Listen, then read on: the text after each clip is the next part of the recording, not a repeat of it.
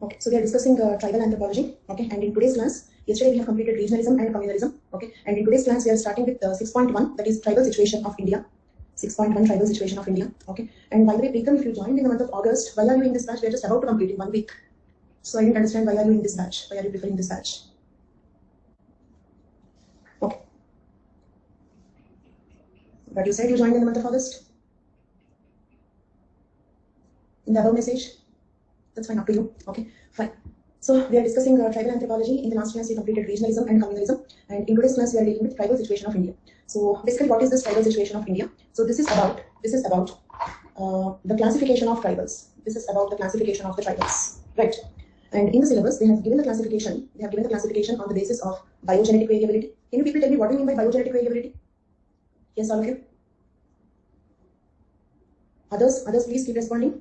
Ethnic differences, races. Okay, so then after that we have linguistic classification. So this is based on which language the tribals speak. This is based on which language the tribals speak. Okay, and socio-economic characteristics. Socio-economic characteristics. Let us divide this into two. Okay, one is socio. Okay, let us divide this into two. One is socio. For this, let us discuss the classification based on the religion. It means some tribes may choose Hinduism, some of them may join the Christianity, some of them may join the Islam. Okay, depending on the religion they follow. So for socio word, let us classify the tribes based on the religion. For economic classification, let us classify the tribes based on their economic occupation. It means some tribes can be hunting gathering, some tribes can be pastoral, okay, some tribes can be like shift cultivating. So depending on the occupation they perform.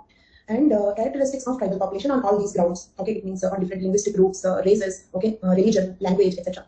And their distribution. For this word distribution, let us consider the classification on the basis of geography. It means classification on the basis of where they live. Classification on the basis of where they live. Okay, so on the whole, we are classifying the tribes based on the ethnic groups to which they belong to, then based on the language they speak, based on the religion they follow, based on the occupation they perform, and based on their geographic distribution. So we have to classify the tribes based on these 5 grounds. So that is 6.1. So 6.1 in one word is about the tribal classification. 6.1 is about the tribal classification. Can we proceed with the classification? Okay. So, and just one small point which is there in my mind, I'm just unable to resist. So let me speak for 2 minutes. Okay. So Preetham, in one message you said August, in another message you said June. I am a kind of basically I'm used to offline teaching. Because of the online, I did not even, this course is not even 1% lesser than the offline. But I have always been praising the online platform because of the comforts we have. It means if you miss one class, you can watch recorded. If the class is little slow, you can watch in 2x mode. Okay, double the speed. If it is too fast, you can slow it down. You can watch it again. Okay, so you can instantaneously message. You can instantaneously speak. These are all the plus points I'm enjoying here. But one thing I'm very badly missing is a commitment and a connection between a teacher and a student. That is zero. You should be able to establish that. If it is just about notes, like if you want Telegram group, if it is about notes, okay. So like ask somebody in Delhi, they will courier you the notes printed from Vajirang Davi printed material. So that is something I'm holding it. Okay, so you can get it. Okay, so unnecessarily you need not be here asking your friends Telegram group. So I'm not giving anything there. So like I strongly believe in like every word I'm trying to explain. Okay, so since the very first day I have maintained complete commitment. Okay, maybe sometimes I'm late because now also you can see my situation. I'm swifting and I'm running. So sometimes like yes, I'm unable to manage the work. Okay, both on the personal ground and also on the academic platform because I'm getting some 2-3 classes. But when it comes to the completion of syllabus or something, I maintained a complete commitment. On the very first class, like I requested the same promise from your side, but hardly 2-3 people I can find who maintained the commitment from the first class till today. So I don't know what is happening. I'm really very upset with that. This is something which is very demotivating. This is something not only about Preetham. So again, don't make it a comedy that so it's not that. It's not about Preetham. So I don't even know who are you, but it is about commitment. I'm expecting a level of commitment between teacher and student. I can hardly find maximum 2-3 people who attended like since the very beginning. Okay, and who maintained that commitment towards the subject. Okay, so I'm one thing I'm really very upset with that. I don't know what to do. Yeah. Many names, the new people. So those who are there since beginning are only 2-3 people. So it will demotivate the faculty. There is a reason why you don't find good faculty on online platform. So it's very demotivating. Hardly like Avrija name, like I know since beginning. There are many names here I have never seen, and there are many names who have been seeing since the beginning, but they are not here. Anjali, I know you since beginning. So hardly 3-4 people are there since beginning. This is the reason why like you are missing quality on any online platforms. So you should be able to bring that offline atmosphere. It cannot come only from the teacher side. Okay, students also have a responsibility. Okay, so what is your opinion about it? Should we create an offline-like situation on the online platforms? Because the world is fastly changing. The situations are like we cannot afford the time or we cannot afford the money, expenses, the cultural differences that when we go to one place and study. So should we create the similar offline mood on the online platforms or not? What is your view on that? And maintaining regularity. So attending all the classes. This is what like I expected from your side. And that cannot come only from the teacher. Like as a teacher, except mostly like there are total around 136 classes or something more than 130 classes I'm taking. 4-5 times I must have cancelled the class. Okay, but when it comes to the content and all, I maintained the full commitment. I did not compromise on any aspect. And I try to improve the quality beyond the offline level, but it's not 0.1% lesser than the offline mode. Okay, but the real quality from the online platforms comes only when you are also committed. Only when you are also committed. For example, when I see one name from the beginning till the end, I will have a kind of some connectivity with the students, and you will have a connectivity with the teacher. Okay, so I feel that is very important. Okay, so that is in my maybe old generation thoughts, I don't know, but I feel that is really very important. Okay.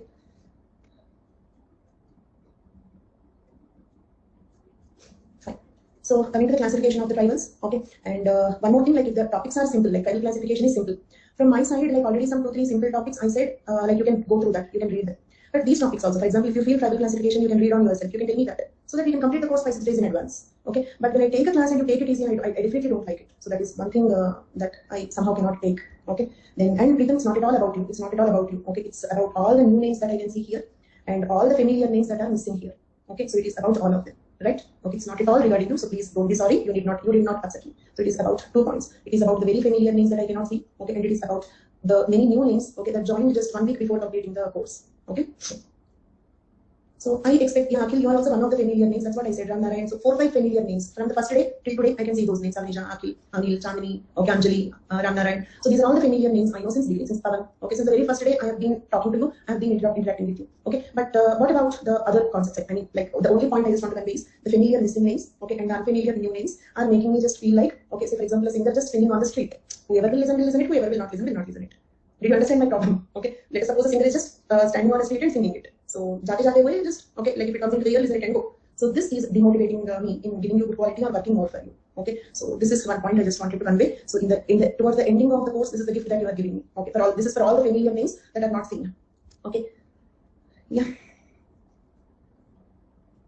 Anjali, I have taken your name. So yes, there are definitely 5-6 names. Okay, that since the very first day I have been talking to you people, and I know you, I recognize you. Tomorrow, just on the street, if you just happen to Anjali, I can recognize. Okay, the names are so like it's like some boy comes and tells them Rangna, and I say, wow, it's great. Okay, so that's why I have a connectivity with few people. But okay, I expect. So as a person who taught for 17 years in the online platform, so I expect a similar kind of connectivity with everybody. Okay, so that's all.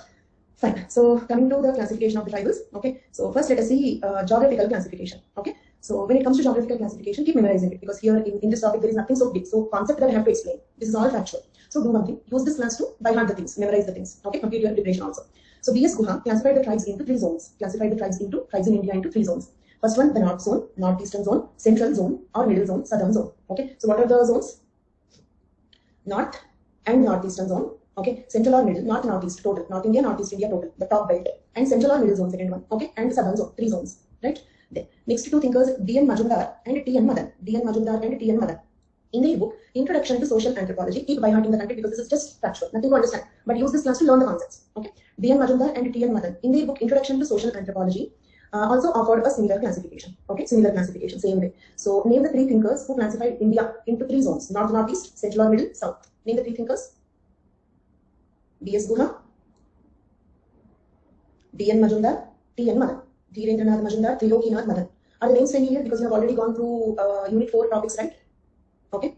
And B.S. Guha is also like the name we have seen on ethnic classification. Girija Shankar Guha. Okay, next. S.C. Dubey demarcated 4 geographical regions. Dubey felt that it's not 3 zone classification is not correct. And it is better to classify the country into 4 zones. North and Northeastern Zone, okay, Middle Zone, South Zone, and West Zone. So the zone that he added extra is West Zone. Okay, the zone that he added extra is West Zone. Next one, LP Vidyarthi, Lalita Prasad Vidyarthi. So can you name the 2 important concepts that we have studied about Lalita Prasad Vidyarthi? 2 concepts. They both are given in the syllabus in the same topic: sacred complex and nature man spirit complex also. Nature man spirit complex. Okay. So he put forward a 5-fold classification. He felt 4 zones is also not correct. We have to classify the country into 5 zones. First one, Himalayan region, Middle India, that is Central India, Western India, South India, okay, and islands. So when compared to Dubey, what Vidyarthi added? Okay. So now the Himalayan region is subdivided into Northeastern Himalayan region and Central Himalayan region. Northeastern Himalayan region and Central Himalayan region. Okay. Then this Northeastern Himalayan region comprising the states of Assam, Meghalaya, Arunachal Pradesh, Nagaland, Manipur, Mizoram, Tripura, mountainous regions of West Bengal including Darjeeling. All these comes under Northeastern Himalayan region. Central Himalayan region comprising of Terai areas of Uttar Pradesh and Bihar. Okay. Then now Northwestern Himalayan region. Okay. In the North region, Himalayan region is divided into 3: Northeastern Himalayan, Central Himalayan, and Northwestern Himalayan region, comprising the states of Himachal Pradesh, Jammu, Kashmir, etc. Right. Okay. Then now the tribes present in the Himalayan region. Tribes in the Himalayan region. Okay. Aka, Dafla, Apatanese, Nishni, Khamti, Simpo, Kukis, Khasis, Garo, Lepcha, Bhotia, Tharus. These are all the tribes in what? In the Himalayan region. Okay. And one small thing. If at all, not only if at all, okay, you cannot fit this much content within the word limit range. Okay. So you can skip this content. You can skip all this content. Got it? Okay. So you can skip all this content. This you need not write. This you need not write. Okay. And this one you need not write. Okay. So you can directly write Himalayan region and the tribes in that. The tribes in Himalaya. And you need not write the same examples. Khasi is familiar. Khasi, Garo familiar. Bhotia familiar. Okay. Khamti, Simpo familiar. Isn't it like that? Few familiar names also you can pick up. Next one. Can you name some tribes in the Himalayan region? Name some tribes in the Himalayan region. Few names. Khasi, Garo, Apatani, Bhotia, okay, Simpo, etc. Next, middle region. Middle region. Comprising of the states of Bihar, West Bengal, Orissa, Madhya Pradesh, about 55% of the total tribal population of the country is in this region. Do you remember? I said tribal heartland, Central India, Northeast India, islands. These are the three places which are concentrated by the tribal populations in India. Okay, so 55% of the total tribal population lives in this region. The tribes inhabiting this region are Juang, Karya, Khond tribe. I hope you remember Khond tribe. Bhumij, Baida, Muria, Marias, Munda, Gond, Santhal, Orayon. Okay, so these are all the tribes which are very familiar. Since the time, say for example, the very first unit we started unit 2. So in that we have seen types of marriage. There also we have these names: Gond tribe, Santhal, Orayon, Khond, okay, Baida, Karya, Gond, okay, Juang tribe. So these are all very familiar names, right? So and it's very important because see how the questions are coming. It's not only write the classification of, write the geographic classification of the tribes. Not only that. For example, they will ask you discuss the tribal problems of the tribal populations in Central India. Did you understand? But that also you have to know some examples of tribes living in Central India. Understood? Discuss the problems of tribes living in Central India or any topic. Taking example from Central India, taking example from Northeast India. They're asking questions like that. That is one question which is one type of question which is very popular from tribal India. Okay, so this is not only for classification, but still this is very important. Next, Western India region, Rajasthan, Gujarat, Maharashtra, Goa, etc. Examples are Barodias, Dharwars, Dil, Damars, okay, Dhanbars, Dodias, Girasias, Gond, okay, Katkaris, Koknas, Kolis, Meena, Siddhi, Varlis, etc. In this Meena, Siddhi, Gond, okay, Gil, all these are familiar words. Dodia, these are all familiar words. Clear? Memorize at least few names now. Keep reading the content. Memorize at least few names now. Okay, so these are the tribes in Western India region. Next, South India region. Okay, AP, Tamil Nadu, Karnataka, Kerala, etc. The tribes inhabiting are Chenchu, Irula, Paniyan, Kurumbas, Kadars, Toda, Badagas, Kotas. Okay, are these all familiar names? Chenchu, Irula, Paniyan, Kurumba, Kadar, Toda. Okay, till here all these names we mentioned in earlier classes also. Okay, so these are the tribes in South India region. Okay, and island region. You know very well because we have discussed one question also. The distinctive features of the tribes in Andaman Islands, isn't it? Comprising of islands of Andaman and Nicobar in the Bay of Bengal and Lakshadweep in Arabian Sea. Jaravas, Anjis, Great Andamanese, North Sentinelese, etc. Right? These are the tribes in island region. Okay, so we have seen the 5 zones and the tribes living in the 5 zones. How to write this answer? How to write this answer? First point, map is compulsory for this question.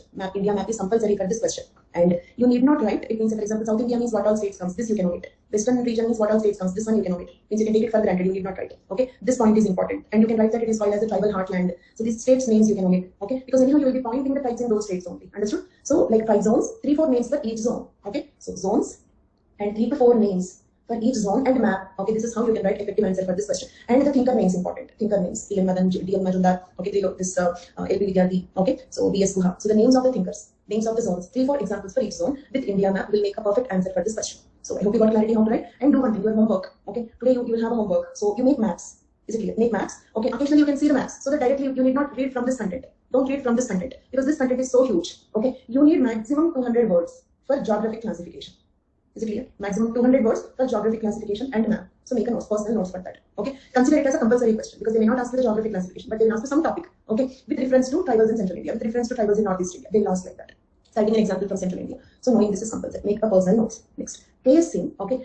KS Singh contributions 2020 previous question. Right. So KS Singh has offered a similar classification of tribes of India into Northeastern, Middle India, Southern India, Northwest, etc. Okay. The ratio of tribal population to the total population is high in Northeastern states except Assam. This is important point. Such miscellaneous points are important. Let me add that one also. Okay. So inter names, make notes like this. Okay. Zone names, 3 to 4 examples. Okay. Then map and such interesting points.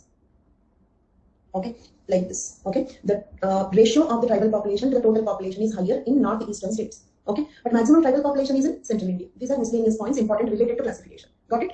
So where do we have maximum tribal population?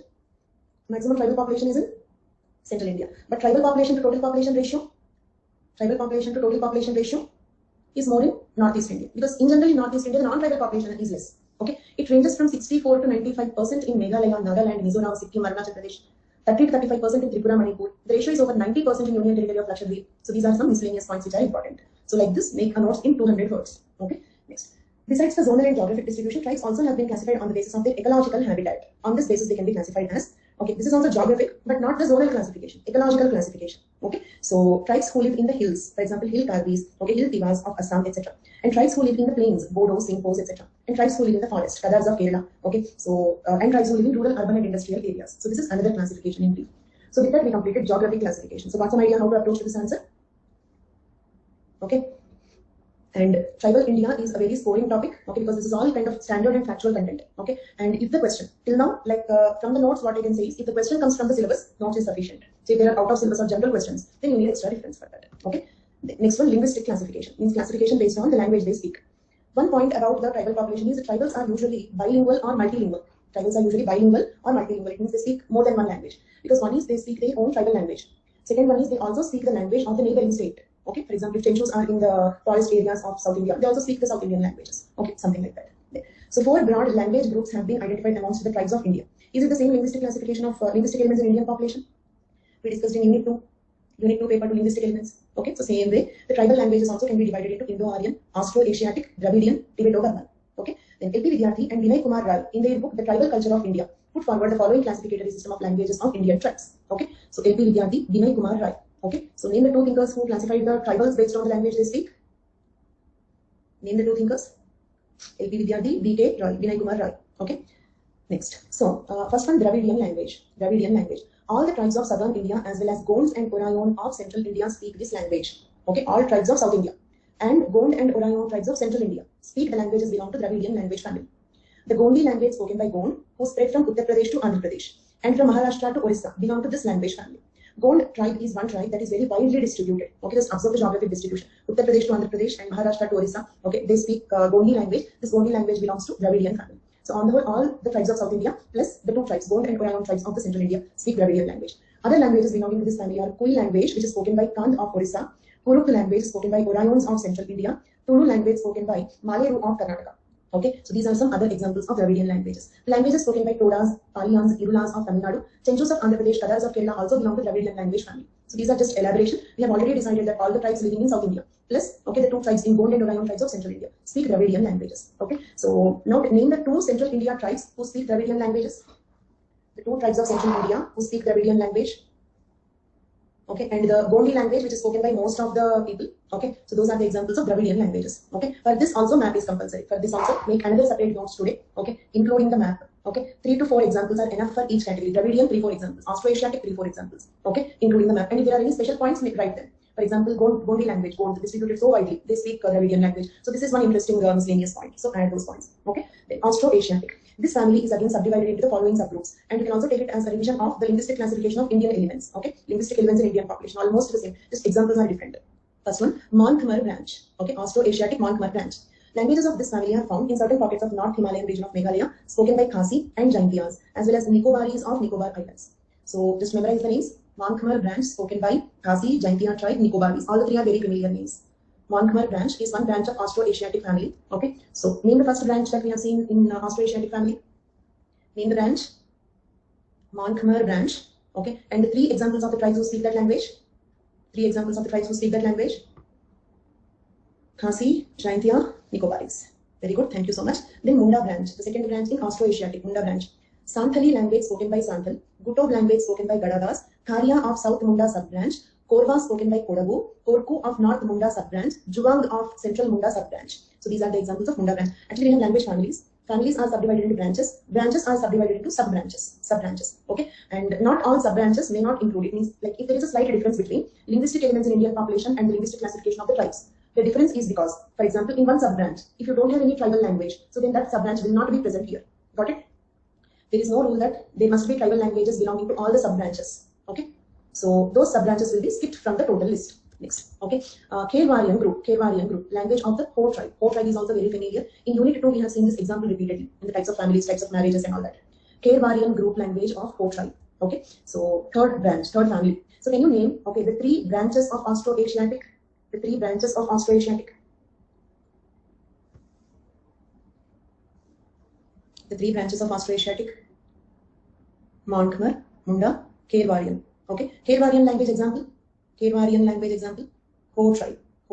Next one, Tibeto-Chinese family. This family is again subdivided into the following subgroups. First one, Siamese branch. The Thai group of people, including Khamti, okay, and Kakilas, speak language belonging to this family. Khamti, Singho, okay, so these are also familiar tribe examples. Siamese Burmese, okay, Khamtis, Kakilas are the two examples. Okay, next one, Tibeto-Burman. Siamese Burmese, this is Tibeto-Burman. Here, Ladakhi spoken by Mon, Ladakhi language spoken by Mon, Lahali spoken by Lahala tribe, Toto language spoken by Toto tribe, Rasso language spoken by Akar tribe, Nishni language spoken by Nishnis. Okay, these are some examples. Okay, so I hope you memorized at least a few names. Ladakhi spoken by Mon, Lahali spoken by Lahala tribe, Toto language spoken by Toto, Rasso spoken by Akas, Nishni spoken by Nishnis. Right? Okay, name a few examples of Tibeto-Burman.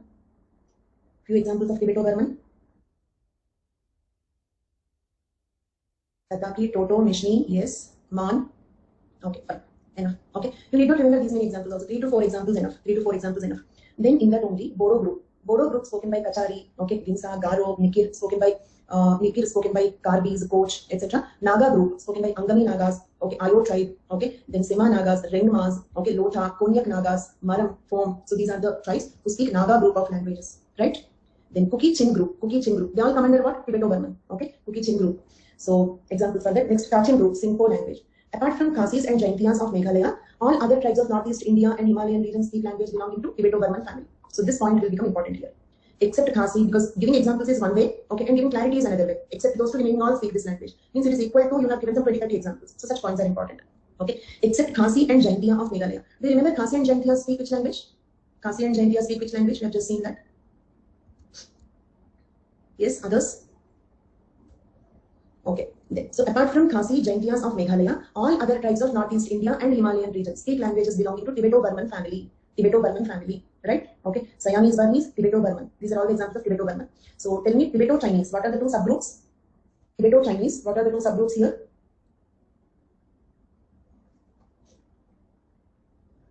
Siamese Burmese, Tibeto-Burman. Okay. Except Khasi, Jaintia, remaining all tribes of Northeast India and Himalayan region speak this Tibeto-Burman language. Okay. And here also map is compulsory. For all questions of tribal classification, India map is compulsory. Okay. And Indo-Aryan. The tribes of Gujarat, Rajasthan and Indo-Gangetic Plains speak this language belonging to Indo-Aryan family. Some of the languages belonging to this family include Chhattisgarhi, Gujarati, Marathi, Assamese, Oriya, Baigana spoken by Baigas, Banjari spoken by Banjaras, Dili spoken by Dils. Okay. So these examples are important. Okay. From year to year, they are more important because Gujarati, Chhattisgarhi, Marathi are spoken by non-tribal population also. Okay. Assamese, Baigana, okay, spoken by Baigas, Banjari language spoken by Banjaras, Dili language spoken by Dils. So these are some important examples. Okay. So can you name some examples of Indo-Aryan group? 3 examples of Indo-Aryan group. Dili language, Baigani language of Baiga. Remember Baiga. Okay, Baigani language of Baiga, Banjari language of Banjara, Dili language of Dils. Okay, Baigani language of Baigas, Banjari language by Banjaras, Dili language by Dils. These 3 examples enough. Okay, Indo-Aryan. Next. Here there are some miscellaneous points. These miscellaneous points are important. Entire group of Austro-Asiatic language speaking people and 80% of Tibeto-Burman speaking people are identified as tribal communities. Understood? This is interesting point. Such points are important. Entire group of Austric language speaking people, it means all Austric languages are spoken by the tribals. And 80% of the Tibeto-Burman speaking people, okay, are identified as tribal communities. Understood? I'll ask you this question, keep remembering. On the other hand, only the 3% of Dravidian language speaking people are tribals. Okay, so Dravidian language is spoken more by non-tribals or tribals? Dravidian language is spoken more by non-tribals. And Indo-Aryan, only 1% of the Indo-Aryan language speakers are tribals. Only 1% of Indo-Aryan speakers are tribals. So 99% of the people who speak Indo-Aryan languages are non-tribals. So in which groups we have more tribals? In which linguistic groups we have more tribals? Austric family, Tibeto-Burman family. So these points are important. So the structure of this answer is map. Okay, the language families, 3-4 examples for each, and these points. These points are important. Okay, so like that, make a notes in 200 words. No need of 250 words because if they ask any one classification, they're asking it as 10 marks or 15 marks. Okay, mostly they're asking it as 10 marks or 15 marks. 20 marks questions if they ask about the tribal classification on the whole probably. Okay, next. There is yet another language family spoken by tribes of Andaman Islands like Great Andamanese, the Oranges, Jaravas and Sentinelis. They loosely call the Andamanese language family. There is another important language family called Andamanese language family. Okay, so this one, Andamanese language family, in the map you have to point Andaman Islands and like Andamanese language examples. Okay, so like that you have to draw, right? So name some tribes who speak Andamanese language. Some tribes. In the map, if you put map pointing words, count it. Map pointing words counted. Means examples you can write in map, you need not repeat them again. Manji, Jaravas, Sentinelis, Andamanese, most importantly Andamanese. Right? Okay, and how the words counted. Even if you write the tribe examples in the map, the words counted. So you need not repeat same examples in paragraphs once again. Okay, if you point them in the map, that is sufficient. Clear? Then, or sometimes, say for example, if it is difficult to point too many names in the map, point 2, 3 names in the map. If you remember more examples, that you can write in the classification part. Clear? But no need of repeating. In flowcharts, tables, maps, diagrams, whatever you write, you need not again repeat it in paragraphs. You need not repeat it again in paragraphs. Okay? Make the answer very crispy, small, crispy. And remember the word limit is also up to 150, up to 200, up to 250. So you need not even actually reach the 250 mark or 200 mark also. Okay, if the content is good, little fight. But like I know, like I had one student in test series long back. Okay, one student in test series long back. He used to write only 30-40 words. Okay, he used to write only 30-40 words. Okay, and if I give less marks, he used to argue with me. I have written very good answer. So why are you not giving the good marks? Okay, word count is not important. Okay, because my content is good. First of all, the content is good is his opinion. So that need not be a factor. Okay, because everybody, like say for example, like when you sing, you feel as if you are singing like a singer. Okay, when you look at yourself in the mirror, you will find yourself to be the most beautiful person. Okay, you will find yourself to be like the most intelligent person, the most capable person, and you should feel like that. You have to feel like that. Okay, and like we are the hero or heroine of our life, of course. Everybody will feel like that. We should. But the point is, when it comes to exam, we should be practical. What is the guarantee that the examiner also feel that your content is excellent, outstanding? So you, even if you have written 30-40 words, it's okay. What is the guarantee that the examiner feels like that? Okay, so it can be only his opinion. That is one point. But second point is, even if the content is outstanding, 30-40 words will not do. If it is 150 words, you have to write 140, 130, okay, 140, 130, okay. But then it is okay. That too, when the content is good, it is okay. If you are writing junk, it is better to write more, isn't it? Okay, for example, if you have to eat fruits, you have to eat 4-5 fruits. But if it comes in the form of fruit juice, it becomes a small cup. Okay, so when your content is very calculated, very crisp, very accurate, then less than the word limit is also sufficient. But if you are not confident about that, better to make the word limit count. Okay, then, so next one, racial classification. In the Unit 2 paper, also we have seen ethnic elements in Indian population, isn't it? Okay, it is similar to it, but not exactly the same. Why it is not exactly the same? Because what is the guarantee that you will have tribes in every ethnic group? For example, Aryans, tribes are less, isn't it? So we need not have tribes in all ethnic groups, isn't it? Do you remember Guha's classification, Risley's classification? Aryan migration debate, Negrito debate, we have discussed about the ethnic elements elaborately. But here ethnic classification will not be so elaborate. Okay, here ethnic classification will not be so elaborate because you need not have examples of tribes in each ethnic group. Okay, so now let us see how to write this answer. A first attempt to categorize the Indian tribal population in scientific manner based on racial characteristics was done by Sir Herbert Pope Risley, isn't it? First Risley, then Guha. He classified the entire population of the country into 7 racial types. Okay, Turco-Iranian, Indo-Aryan, Scytho-Dravidian, Aryo-Dravidian, Mongolo-Dravidian, Mongoloid-Dravidian. No separate classificatory scheme for tribal population was given by Risley. Do you remember the Risley's classification? If you remember Risley's classification in Unit 2, that is the same content here because Risley did not give a separate classification for tribals. Risley did not give a separate classification for tribals. So if you remember Risley's classification from Unit 2, there ends the matter about Risley. Risley's story over. Next one. A more recent attempt of classification was given by J.H. Houghton, S.C. Guha, okay, D.N. Majumdar, out of which, okay, B.S. Guha, Virija Shankar Guha, please correct it and I will also correct it, okay. In your notes, I will correct it, okay. So if you are downloading this one, please make that correction, right. J.H. Houghton, B.S. Guha, D.N. Majumdar also gave the classification, right. B.S. Guha listed 6 main races with 9 subtypes. Do you remember that? Negrito. According to Guha, Negrito people are the original inhabitants or autochthones of India or the first comers. Then Proto-Australoid. I hope you remember the criticism on Risley's classification. Okay. That is, he gave language names to ethnic groups. Then Mongoloid. In that, Paleo-Mongoloid, long-headed and broad-headed. Then Tibeto-Mongoloid. So what are the 3 subgroups here? What are the 3 subgroups here? Long-headed Paleo-Mongoloid is one. Broad-headed Paleo-Mongoloid is the other group. Tibeto-Mongoloid is the third group, right? These are the 3 subgroups. 6 groups, 9 subgroups. Take it as a revision for Unit 2. Take it as a revision for Unit 2.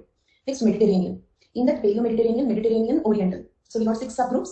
Next, Western Brachycephals. In that, Alpinoid, Dinaric, Armenoid. So here, 3. Total 9 subgroups, isn't it? 9 subgroups.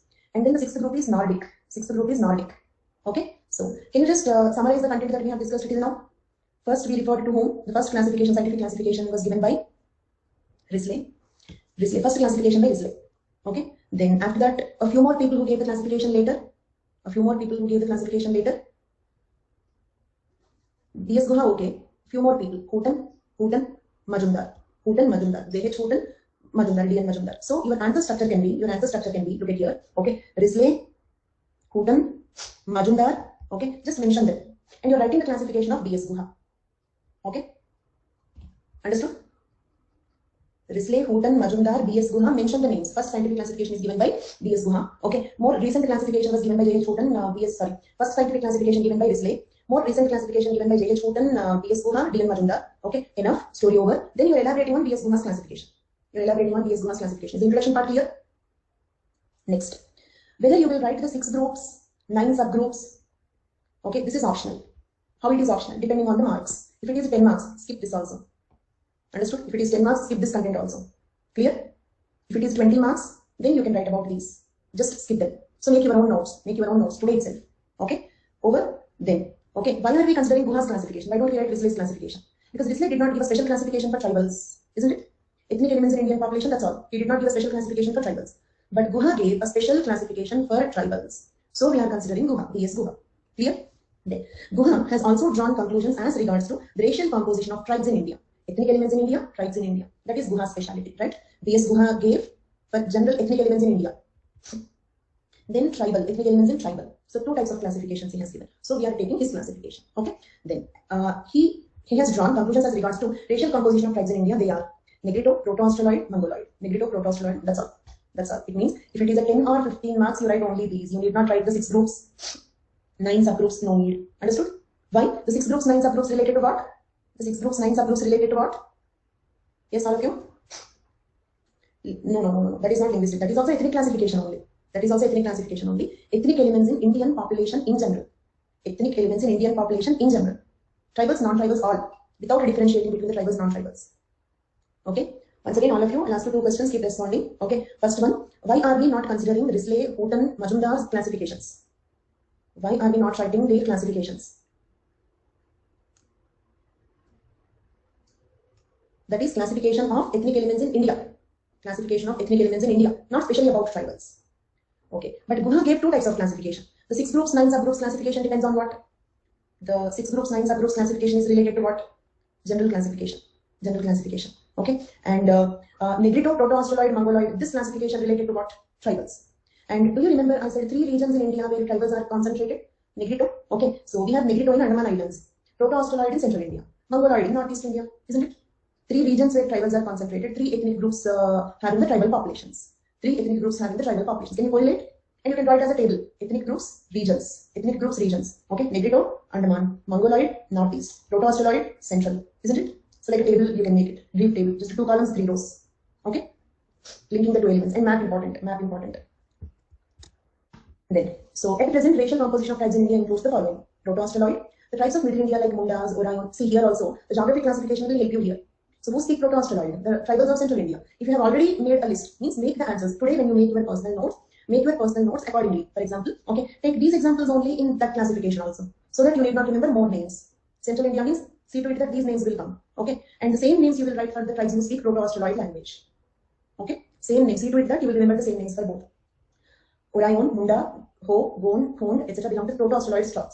This group is characterized by dark skin color, short to medium stature, low forehead, sunken nose, flat nose, dark complexion, curly hair. Clear? Next, Mongoloid. The tribes of northeastern India, the Himalayan region, belong to this group. So northeast India, Himalayan region, if you remember the tribe examples there, see to it that the same examples will be useful for here also. Same examples will be used. Cross-check and make the list. Okay? They have typical features of straight hair, flat nose, prominent cheekbones, almond-shaped eyes with epicanthic fold. Do you remember these points? Yellowish skin color, xanthodon, right? They have medium stature, high head, and medium nose. Okay? And examples, okay, examples, northeast India examples. From the geographic classification, big examples here. Next, Dravidian. Tribes of South India like Kadar, Irula, Paniam. Negrito, Andamans, Ganges, Sentinelese, having frizzly hair, have no Negrito strings. Okay? Have Negrito strings, sorry. The Siddhis who migrate from the African shores, of course, belong to this Negrito group. Okay? Great Andamanis, Ganges, Sentinelese, okay, and Siddhis. Right? And in the geographic classification also in the Andaman zone, so whatever, in the linguistic classification, the Andaman is a family. See to it that the examples correlate, so that your by-hearting work will be less. Right? Andaman is language family, geographically the tribes who speak, geographically the tribes who live in Andaman Islands, okay, and ethnically Negrito element. The 3 should coincide. Okay? Next, classification based on size. This classification they did not give in the syllabus, right? They have given 5 classifications: linguistic, geographic, ethnic, okay, and 2 more classifications are religion, economy, isn't it? As per the syllabus, we have to deal with only 2 more: religion and economy.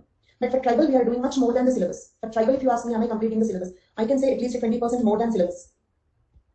Okay, because already that Andaman is that questions, tribe as a colonial construct. Okay, so all those topics are not in the syllabus. Same way, this classification is also not given in the syllabus. Isolation, assimilation, debate, approaches. Okay, all those things are in addition because the questions are coming like that. Okay, so this is classification based on size. Tribal communities like Gond, Bhils have population of about 40 lakhs each. Santals with population of more than 30 lakhs. Orayon, Minas, Mundas, whose number is about more than 10 lakhs each. Ho, Khond, Kol with population of more than 5 lakhs each. More than 40 tribes comprising about 10% of the total tribal population in India have a population ranging from 1 to 5 lakhs. Okay, so ranges, okay, above 40 lakhs, above 30 lakhs, okay, above 10 lakhs, above 5 lakhs, 1 to 5 lakhs range. Understood? Such examples are Adi, Baiga, Bhumij, Bodos, Kacharis, Dhoria, Garo, okay, Kharia, Karwars, Kasi, Kolhas, Orko, okay, Mizo, okay, like Varli, Yanadi, Yerukula, 5-6 names enough, or 3-4 names enough. You need not remember these many names, don't worry. Okay, so 4 to 5 examples for each category enough, right? Then, on the contrary, there are communities like some Andamanese groups whose number is less than 100 each, isn't it? Endangered tribes. Can you name that tribe that became extinct? Name the tribe that became extinct. Jungle tribe. So Great Andamanese, Sentinelese, they are all like less than 100 each. So that is classification based on size. Next, classification based on economy or subsistence pattern. What is their economic occupation? So this is the last but one classification according to the syllabus. Okay. Then on the basis of mode of livelihood or subsistence pattern, the Indian tribes can be divided into food gatherers and hunters, horticulturists, pastoralists, hill cultivation tribe. Okay. Then agriculturists, simple artisans, folk artists, laborers, industrial workers. So these are all the occupations in which we have tribals. All the occupations in which we have the tribals. Right. Then food gatherers and hunters. Chenchu, Challa, Yanadi, Malaya, Pandaram, Hill Pandaram, okay, Cholanathans and Great Andamans. These are the examples of the food gatherer tribes. And do you remember, like in Unit 3, Paper 1? Unit 3, Paper 1, we have like different occupations they have given: hunting, gathering, pastoralism. Do you remember? Tribes subsisting on hunting, gathering, pastoralism, shift cultivation. Okay, so you can use these examples for that also. You can use these examples for that classification also. Okay, Unit 3, Paper 1, hunting, gathering, economy. You can write these examples. Horticulturists, we don't have Indian examples. We don't have Indian examples. So you can either skip that occupation, okay, or you can just write it and leave without writing the examples. Okay. The next one, pastoralism. Bakarwal, Dharwad, okay, Brokpas, Gujars, Todas, and our pastoralist tribes. Right? Can you name some food gathering tribes? Name some food gathering tribes. Chenchu, Yanadi. Okay. Some examples of pastoral tribes. Some examples of pastoral tribes. Gujar, Todas, Bakarwals. Enough. Next, hill cultivation type, shift cultivation.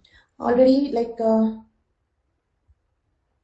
okay, fine. So shift cultivation. The tribal communities inhabiting the hills of Assam, Meghalaya, Manipur, Tripura, Bihar, Odisha, Madhya Pradesh, Andhra Pradesh, including Adi, Aka, okay, Bondos, Chakmas, Chirus, okay, Binsas, Juvang, okay, then Mishnis, right? So like this, Konyaks, Ayos, some familiar names you can pick up, maximum 5-6 names. So these are hill cultivation type.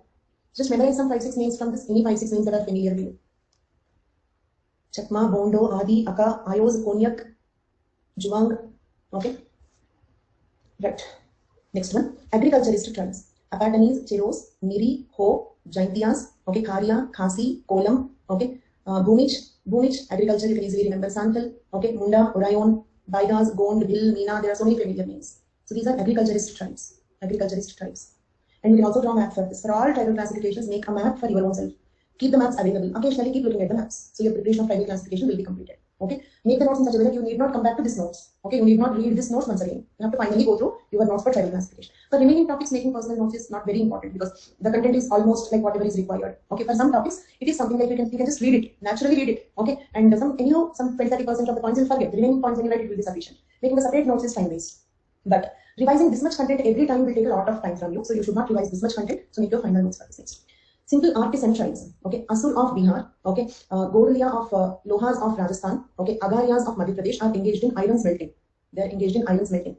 Birhors are engaged in rope making. They make ropes. Okay. From the natural fiber, they make ropes and sell them. Rope making. Garas of Jammu and Kashmir and Kamarus are blacksmiths. Okay. Garas of Jammu and Kashmir and Kamarus are blacksmiths. Katkaris are engaged in katecho making. So that is some substance that they sell outside. Okay. Next, Kotas and Tharus are potters. Okay. Santas and Mahalis are basket makers. Okay. Some 4-5 examples you have to remember from that. Next, folk artists. Nat and Saperas of Uttar Pradesh. Okay. And Mandukatas of and Kelas of Orissa are acrobats. Okay. Acrobats means they do some gymnastics kind of thing. Some feats they will do. Okay. On the street, sometimes we see some people who are demonstrating some like they're demonstrating some feats. So those are nothing but the acrobats. Next, Pardans are bards, and Pamulas and Kalbelias of Rajasthan are snake charmers. So they catch the snakes. Domaras, who are acrobats again. Domaras are acrobats. Okay, Mons are musicians. Like that, 5-6 names. Tribe name, which occupation, what folk art they have. Okay, which folk art they perform. Okay, next. So, next one, laborers and industrial workers, agricultural laborers and industrial workers. The most renowned non-agricultural labor belt is in Chota Nagpur of Bihar, isn't it? So because that is an area, industrial area, so people are like tribal population are being in the labor industry there. Tribals of this area are found working in tea gardens of Northeast India, forestry and other sectors in Andaman and Nicobar Islands, etc. Santals and Ho dominate the labor sector in iron mines and industries of Bihar. Santals and Ho dominate the labor sector of iron mines and industries of Bihar. Almost half the labor force of manganese industry of Madhya Pradesh is constituted of the tribal population, right? Because in labor sector, especially unskilled labor, tribal population, tribal proportion is very high. In the labor sector, especially unskilled labor, mining and other skilled labor, okay? So the tribal population is high, okay? So can you remember a few examples from this? I'll ask you some questions. Tribes in tea gardens, tribes in manganese industry, okay, tribes in iron mines, remember like that. So name some tribes in iron mines. Name some tribes in iron mines. Manganese industry. Manganese industry.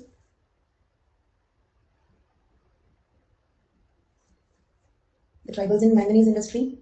Okay, in general, so no specific example. Almost half of the labor force in manganese industry of Madhya Pradesh, okay, belongs to the tribal population. Tribals of Madhya Pradesh, okay, tribals of Madhya Pradesh, right? Okay. Then Northeast India, the tea gardens, Northeast India, Darjeeling and all, there are lots of tea gardens where the people are working as agricultural labor. Okay, next one. Classification based on degree of incorporation into the Hindu society.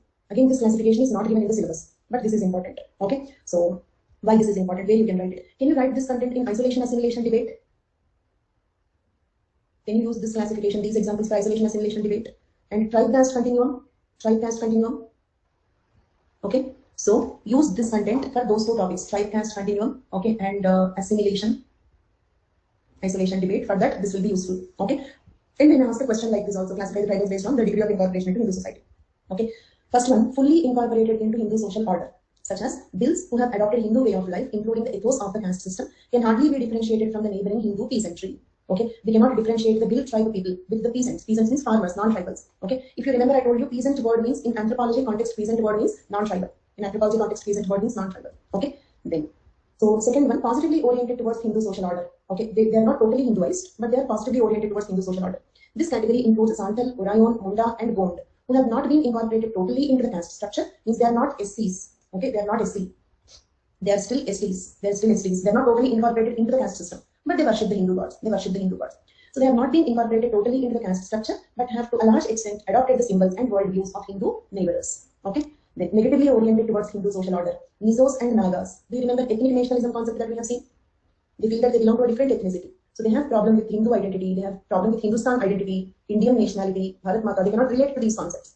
Got it? So they're negatively oriented to Hindu social order. Okay, ethnic nationalism. All examples that we have seen in ethnic nationalism are examples here. Okay, then indifferent towards Hindu social order, not neither negatively nor positively. They don't have any relation. Okay, and you can even quote the tribals of Andaman Nicobar Islands, Sentinelese, and what they know about Hinduism. Are they positively oriented or incorporated or negatively oriented? Can we quote Sentinelese, Andamanese, Anjis, all these tribals? Very isolated. They don't even know, for example, Sentinelese don't even know that there is something called Hinduism, isn't it? They're totally isolated. So we can say indifferent. Indifferent. So this category includes tribes like those of Arunachal Pradesh who are totally indifferent to the Hindu order, neither negative nor positive. Okay, so totally incorporated, positively oriented, negatively oriented, indifferent. Okay, so these are the 4 types of tribes depending on their degree of incorporation into the Hindu social order.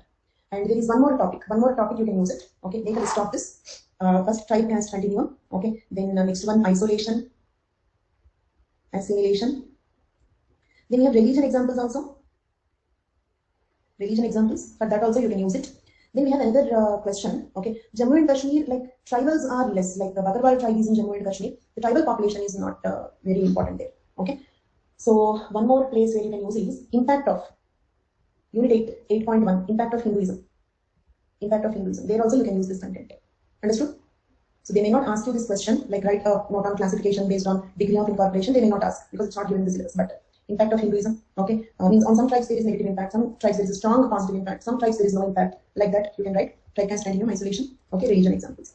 Then G.S. Gure in the scheduled tribes proposed a similar classification which includes tribes who attain a high status within the Hindu society. Some tribes even they got Kshatriyized also. Okay, Sanskritization, Kshatriya model of Sanskritization. Okay, tribes who attain high status in the Hindu society, partially Hinduized tribes, the tribes inhabiting in remote hill areas and who exhibited a great resistance to Hinduism as an alien culture. Okay, like negatively oriented. Okay, and so this is a similar classification given by G.S. Gure. Okay, next. So now we are dealing with the last classification given in the syllabus. Actually, religion and religion also they did not give. Religion word also they did not give, but they have given socio-economic. Okay, socio-economic. Because for economic we have seen sheep cultivating, pastoral, like folk artists, okay, hunting, gathering, etc. For social word we have considered the classification based on the religion. Okay, so though the tribes follow any major religion, they usually do not leave their traditional beliefs. Means what? Do you remember some tribal forms of religion? Some tribal forms of religion, primitive forms of religion. So can you name a few? In Unit 5, Paper 1, we have discussed animism, animatism. Okay, so are the tribals religious? Are the tribals religious? And listen this question carefully. Do they have religion? Do they have religion? Okay, I'll give you one more question. Do they have a religion? Do they belong to a religion? Do they belong to a religion? No. But do they have religion? Yes. Do they have a particular religion? No. So do tribals have religion means yes. So do they have a particular religion like Hinduism, Christianity, Jainism, etc.? No. So originally tribals have religion, but they don't have a particular religion. I repeat, originally tribals have a religion, but they don't have a particular religion. Okay. So they have their primitive forms of belief like animism, totemism, fetishism, etc. So any tribes, it means, for example, today if you have Hindu tribes, it means they got influenced by Hinduism. If you say Muslim tribes, it means they got influenced by Islam. If you say Buddhist tribes, they got influenced by Buddhism. That's all. Is it stuck? Okay. So if we say they belong to any one particular religion, it is only that they got influenced by that religion. They do not originally belong to that particular religion. Understood? So there is no single tribe that originally belongs to Hinduism, or there is no single tribe that originally belongs to Christianity. All these are influences of the religion. Got it? So there is no single tribe which is originally belonging to Hinduism, or Christianity, or Islam, or Buddhism, or whatever it is. Second thing. Okay. Second point we can say is the tribal religious conversions are partial. Are partial means what? In the same tribe, half of them may follow Hinduism. Okay, other half may follow Islam. Got it? Same tribe, half of them Islam, half of them Hinduism, possibly. Okay, so it's not that definitely an entire tribe belongs to one particular religion. Then this is partial even at the individual level also. Even at the individual level also. What do you mean by partial conversion at individual level? Means what? They just add one god. Got it? It means they do not leave their ancestor worship or animism or animatism or totemism, etc. They continue to follow. Or do you remember in Nature Man Spirit Complex, the Malur tribe, they have spirits called Gosayans, Gosayan, Alchi, do you remember? So they continue to worship them. They continue to worship them. Plus they worship Hindu god. Got it? A tribe getting converted into Hinduism does not mean that they leave their gods or goddesses. They continue to worship them. Plus they add one Hindu god, or plus they add one Muslim god or something like that. Okay? So this is how the tribal religious conversions are partial both at group level and also at individual level. Can we say like that? The tribal religious conversions are partial both at group level, also at individual level. They just add gods without leaving their original gods. Okay? So though tribes follow any major religion, they usually do not leave their traditional beliefs. Among the other religions, the influence of Hinduism on tribal India is tremendous. Almost 90% of the tribals follow Hinduism. Got it? But why? Why 90% of the tribals follow Hinduism? We can say two reasons for it. First reason is Hinduism is the major religion in India, isn't it? Hinduism is the major religion in India. Okay? So obviously this is a religion having maximum impact on the tribals. Because we are not speaking about the impact of the tribals of the world. Tribal India. So the tribals in India will have major influence by the major religion in India. So most of the tribals, 90% of the tribals belong to Hinduism. This is one point. And the second reason is similar to tribal forms of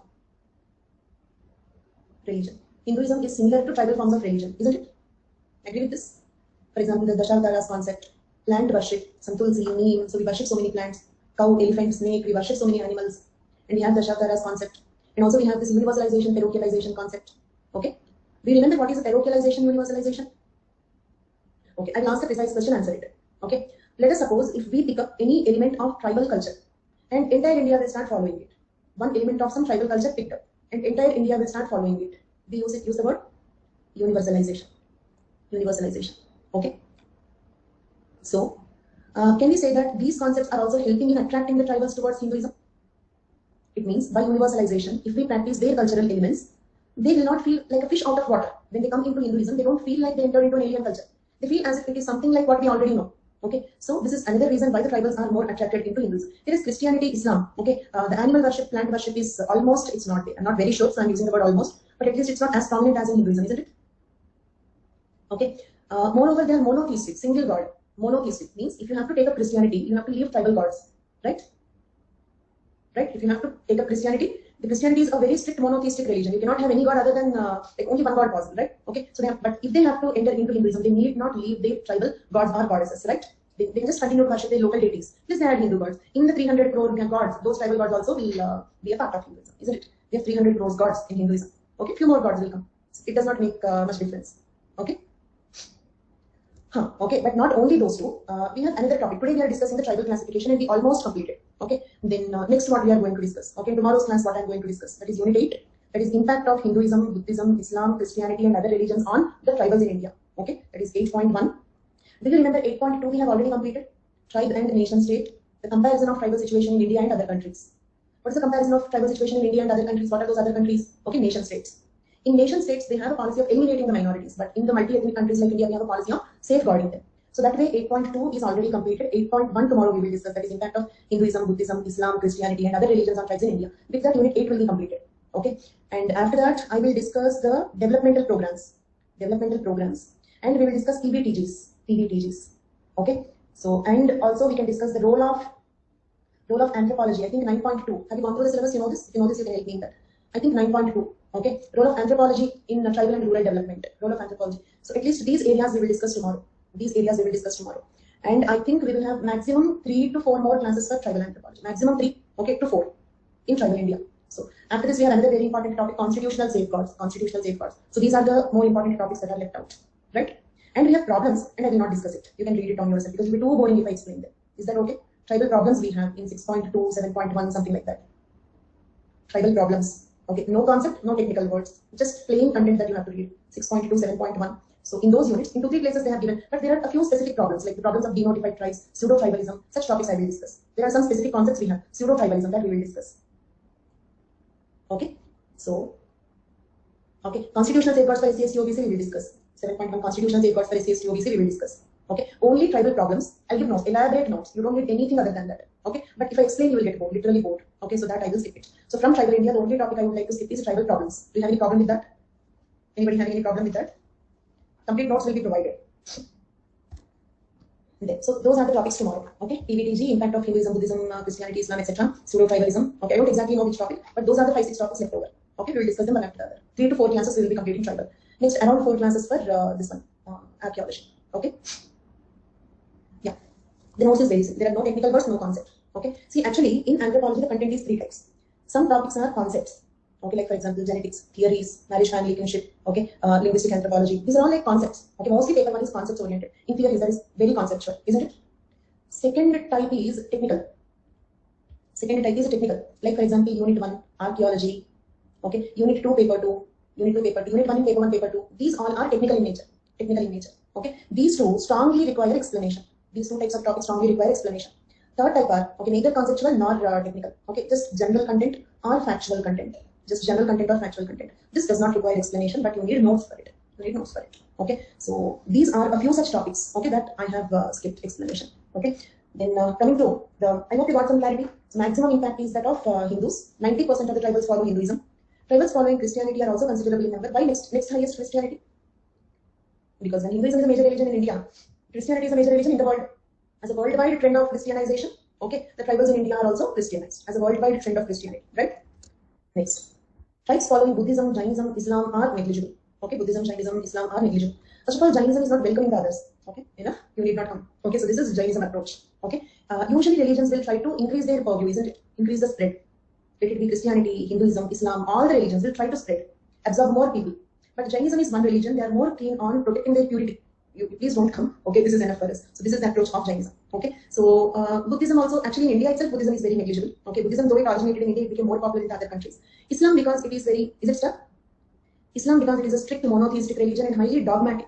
Dogmatic means what? Strict rules. Okay, highly dogmatic nature. Okay, culturally different from the tribal cultures. So that is the reason why the tribes following Buddhism, Jainism, Islam are negligible. Islands of Bay of Bengal, Arabian Sea, South India, Western India, and Central India are mostly Hindus. Tribals of Northeast India and more than 90% of the population of Nagaland and Mizoram, Central India, major tribes of Chotanagpur follow Christianity. Okay, SC follow Buddhism. That is because of Ambedkar's influence. Okay, Ambedkar explicitly declares that to get rid of the shackles of the caste system in the Hinduism, I am taking Buddhism. So the SCs followed him. That is Ambedkar's influence. And they take Christianity also because like repulsion from Hinduism. Hinduism is not respecting them, untouchability. Okay, so if they take up Christianity, at least they will not be treated as untouchables, untouchability, social evils. Okay, so that is reaction against. Okay, repulsion from Hinduism is attracting them towards that. Okay, so and I'm not saying that zero influence. Buddhism influence is there. Okay, that is mostly among SCs. Among tribals, it is less. Among SCs, the influence is because of the Ambedkar's conversion into Buddhism. Right? Then, so these tribes will follow Christianity. Why Nagaland and Mizoram? Because they are negatively oriented towards the Hinduism, isn't it? So they are attracted towards Christianity. Okay. Then certain notable tribes following Christianity are Orayon, Munda, and Ho. Tribes following Islam are mostly scattered in Lecture-2, Himachal Pradesh, West Bengal, Maharashtra, Jammu and Kashmir. Tribes of Arunachal Pradesh and Central Himalayan Maharashtrian tribals follow Buddhism. Maharashtra is one place area of maximum impact of Buddhism. That is because of Ambedkar's conversion. Okay. Then from this questions, okay, I don't have the questions today. I will add the questions tomorrow. From tribal classification, I will add the questions tomorrow. Okay, so tomorrow we will be completing. On the whole, some 5-6 topics are left over in tribal anthropology. Okay, today 8 o'clock, right? Yes, attend the class today at 8 o'clock. I will start economic anthropology. I did not complete genetics, but I will add special classes for them, not a problem. Okay, so today 8 p.m. Once again, let me give you some clarity on this. Today 8 p.m. Okay, I will start Unit 3, Economic Anthropology. Unit 3, Economic Anthropology. Okay. Which topic? From classification? From classification, 2 words enough for each. Geographic classification 200, economic 200. Okay, something like that. Together, they may ask you 250 words. On any classification, you don't need 250 words. On any single classification, you don't need 250 words. Okay, so no problem. You can watch recorded version also, Amnesia. Okay, so see, that is not about, in the beginning of the class, what I said is not about missing 2-3 classes. That will happen with everybody. Okay, but on the whole, taking the course easy is something which is upsetting. Okay, that is the only point. Okay. Then, Unit 3 economic, listen this carefully. Today 8 p.m. I will be starting Unit 3 economic anthropology, just starting. But I think 1 or 2 classes of economic anthropology I have already taken for you. So I'm not sure whether you will be interested in attending today's class or not. So that is up to you. If you want another revision, you can join today. Or it's okay even if you start from tomorrow onwards. Okay, but from tomorrow onwards, okay, which 9.3? In tribal anthropology, yes, it is left. Okay, in tribal anthropology, not only 9.3, 5-6 topics are left. 5-6 important topics are left. Yeah, paper 1 9.3. I'm thinking paper 2 9.3. Yes, it is left. I will add special classes for that. On Sunday or Saturday, I will add special classes for that. I want to see to it that at least the schedule will not receive, at least in that batch. Okay, I just want to follow the schedule. I will add special classes for that. So today I will be just starting Unit 3 Economic Anthropology. Okay, you have already attended 1 or 2 classes in that. So you can decide whether to start this today or tomorrow. If you don't want to attend the live also, it's okay. If you have another class at 8 p.m., that's okay, no problem. But at least complete the recorded versions. So from today onwards, next 4 to 5 days, we will be discussing Unit 3 and Unit 4 of paper 1. Unit 3 and Unit 4 of paper 1. Okay. So fine, that's all for today's class. Thank you all so much. Okay, thank you. Bye-bye. Right? Thank you, Akhil. Bye-bye.